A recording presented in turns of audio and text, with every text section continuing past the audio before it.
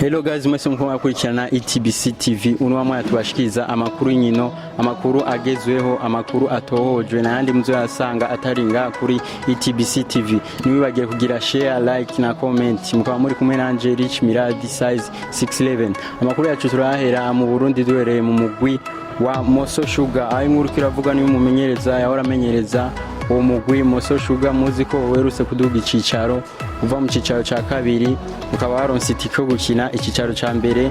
Rero umumenyereza yahora amenyereza uwo mugwi Inosare Imana Batazira Kambaranga akaba yavanye n'uwo mugwi. Tukaba tarabasha kumenya impamvu uwo mukinyi uwo mumenyereza yavanye n'uwo mugwi wa Moso Sugar. Indi nkuru ikiravugwa mu Burundi ni umukinyi Nimbona KC Jordan yahora akinira umugwi wa Musongati akaba yasinye amasezerano n'umugwi wa Vitaro yo kuzokinira umwaka umwe. Tubibutse ko umukinyi yahora akina mu mugwi wa Magara Young Boys mu nyuma aja mu mugwi wa Musongati, ubu akaba yasinye amasezerano mu mugwi wa Vitaro FC.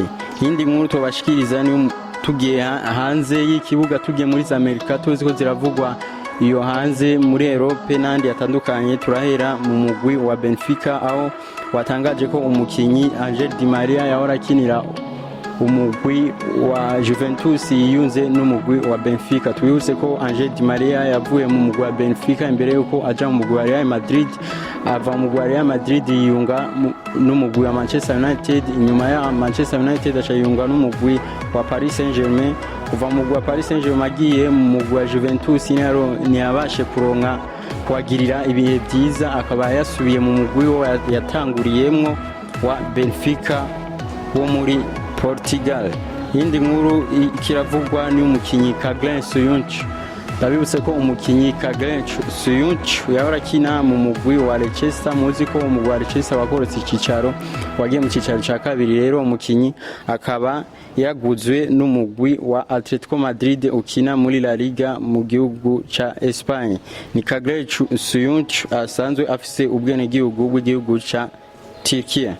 Tubandanyije andi makuru ariko aravugwa ni mu mugwi wa Paris Saint-Germain. Amakuru ariko aravugwa mu Paris Saint-Germain na makuru menshi. Inyuma yaho ku munsi w'ejo habaye inama yo kwerekana umumenyereza wabo mushasha, umumenyereza Luis Enrique agiye kumenyereza umugwi wa Paris Saint-Germain. Ndabise ko Luis Enrique asinye amasezerano y'imyaka 2 amenyereza umugwi wa Paris Saint-Germain. Rero ari inkuru nyinshi zo turavuga umugwi wa Paris Saint-Germain dore ku majambo yavuzwe na Nasser El Khelaifi asanzwe arongoye umugwi wa Paris Saint-Germain. Akaba yatangaje amajambo menshi, amajambo akaze ajanye hari yerekeye umukinyi wabo Kylian Mbappé. Akaba yavuze amajambo akurikira ari mu rurimi rw'igifaransa, turagerageza kuyahindura mu rurimi rw'ikirundi. Yavuze ati il doit se décider la semaine prochaine au maximum 2 semaines. Ati ategerezwa guhitamo mu ndwi imwe canke mu ndwi zibiri gutanga aho ahagaze. Il ne voulait pas signer nouveau contrat, la porte est ouverte. Ati nimba adashaka gusinya andi masezerano imiryango iruguruye. C'est comme ça pour lui et pour tous les autres personnes. Ati nuko bimeze kuri we no kubandi bakinyi. Ati nta mukinyi numwe azoja hejuru y'umugwi wa Paris Saint-Germain. Ati même moi Nasser El Khelaifi sishobora kuja hejuru y'umugwi wa Paris Saint-Germain.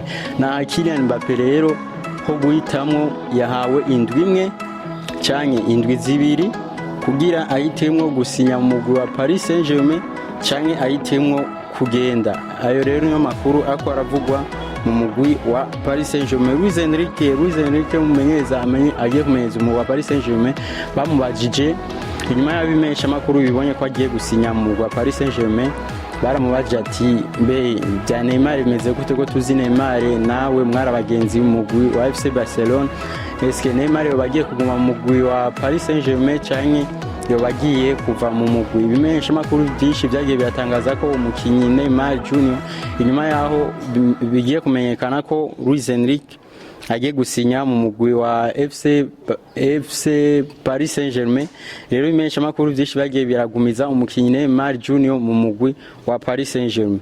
Rero ku munsi w'ejo umesha makuru yabaje Luis Enrique ko Neymar yo bagiye kuguma mu mugwi wa Paris Saint-Germain canke yo bagiye kuvayo kubera Luis Enrique yaje kandi babanye neza mu mugwi wa FC Barcelona.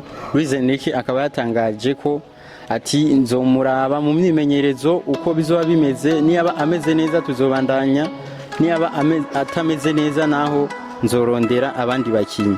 Ayo niyo makuru rero yako aravugwa mu mugwi wa Paris Saint-Germain.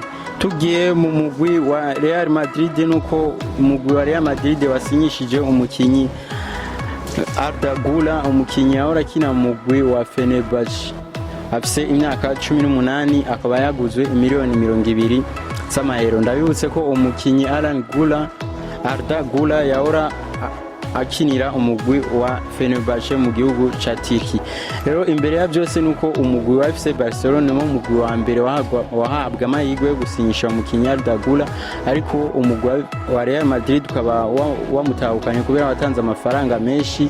FC Barcelona yatanga miliyoni 17 ko umukinyi Arda Güler, ariko mu nyuma umugwi wa Real Madrid ucuza utanga miliyoni 200, rero akaba ari we umutahukanye ku munota wa nyuma. Abantu benshi twibaza ko Arda Güler agiye gusinya mu mugwi wa FC Barcelona, ariko ku munota wa nyuma umugwi wa Real Madrid ukaba ari wo umutahukanye.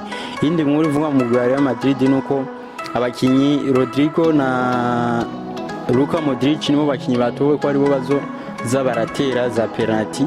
Inyuma yaho Modric azaratera penalty adari mu kibuga, nuko Rodrigo ari we azoza aratera za penalty. Ibyo byose bikaba bibaye inyuma yaho Karim Benzema muzi ko ari we yahora atera ama penalty yavuye mu mugwi wa Real Madrid. Rodrigo kandi akaba yahawe amahirwe yo kuzaraterana za kufra zimwe mu mugwi wa Real Madrid. Ya agakuru gato gusa nagomana bacishizemo, nagomana babwire palmarès zaranze umukinyi Yaya Touré, muzi ko yakinye mu mugwi wa Manchester City. Yaya Touré mu mugwi wa Manchester City yakinye inkino 316, atsinda ibisindo 79, atahukana Premier League 3, FA Cup 1 na Community Shield 1. Ayo niyo mateka yagiye araranga umukinyi Yaya Touré w'umunyakote d'Ivoire yakina hagati mu kibuga mu mugwi wa